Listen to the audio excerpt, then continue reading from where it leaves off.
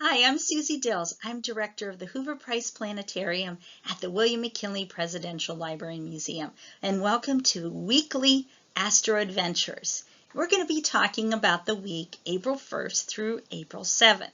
So, our dazzling planet Venus has been around there in our western sky for the last several months. Boy, we have really enjoyed this beauty. It'll continue to get brighter as we head through April. And we said Venus is surrounded by very thick clouds, so when the sunlight reflects off the clouds, it's a dazzling gem. So, 30 minutes after sundown, head outside, look towards the direction of the sunset, look high in the sky, you'll see what looks like a bright star, but that's actually the planet Venus. Give it a try. And I want you to remember how to locate Venus. Because as we go through the first few days in April, Venus is going to play a very close visit to our lovely cluster, the Seven Sisters, the Pleiades. So you want to make sure you grab your binoculars, and you might have to bundle up, but it looks like our skies may be clear for a couple of nights at the beginning of April. And look towards Venus, scan around that part of the sky with binoculars, and it's going to be sitting there right with the Seven Sisters. Boy, that's going to be a sight to see. So you want to make sure you get out there if it's clear on one of those first few nights of April. And then on April 7th, we're going to have our closest supermoon of the year at 10:35 p.m. And you can see the difference between when we have a supermoon and not. The moon just appears brighter and a little bigger in our sky from our perspective here on Earth. And when the moon travels around Earth, it's not an exact circular orbit. So there's times when the moon is farther away, or what we call epigee, or when it's closer and what we call perigee. So we're at that approach now where we're really close to the Earth, or the moon is close to the Earth in its orbit. It's going to be sitting about 221,800 miles from Earth on April 7th. So that's going to be our closest supermoon of the year. So we are hoping for clear skies at night, but it will appear a little bigger and a little brighter.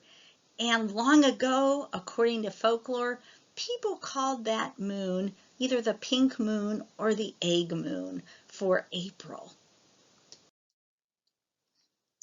And in our activity sheets, I'm including this moon journal sheet for you to get outside, make copies. You can do this you can make several copies and continue to log in the phase of the moon. Just put the date and just draw. So for kids, just draw the picture of the phase of the moon for that evening. We're going to get to see the moon quite a bit over the next week, so this will be a lot of fun on a clear night. Head out. And also, the moon is going to be visible even before sunset for the first couple of days in April too. So might be a great time just to get out. And by the way, it's really cool to look at the moon with binoculars. So that's something you want to do on one of those clear nights.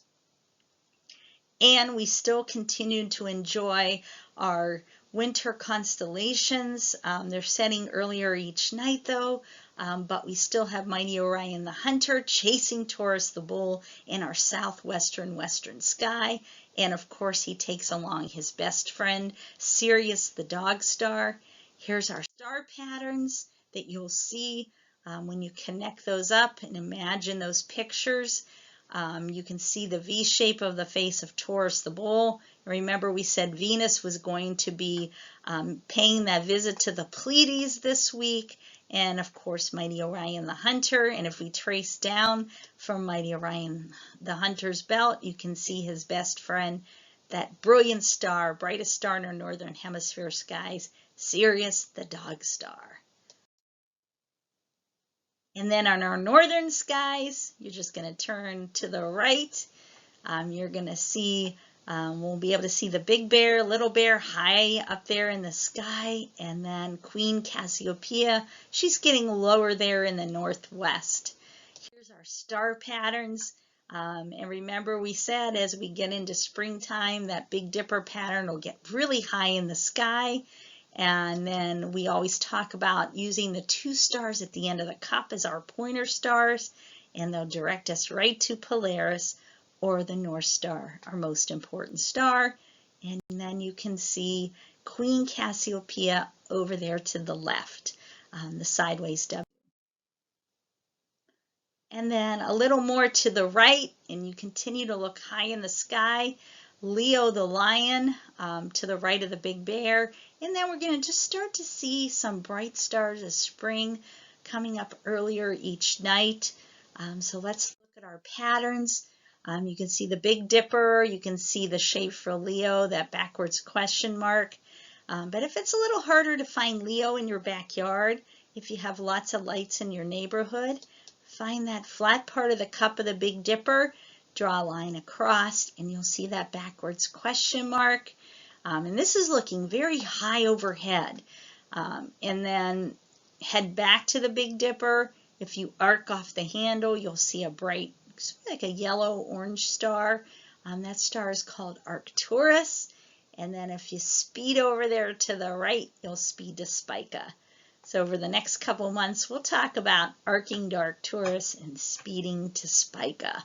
It's an easy way to remember star hopping on a spring night. And then I'm also going to include the star map for April. Remember, whatever direction you're facing will be at the bottom of your star map. The directions are on the bottom here. And also, here's your checklist for April. So you want to make copies, you want to get out there, see how many of these stars and star patterns and planets you can find.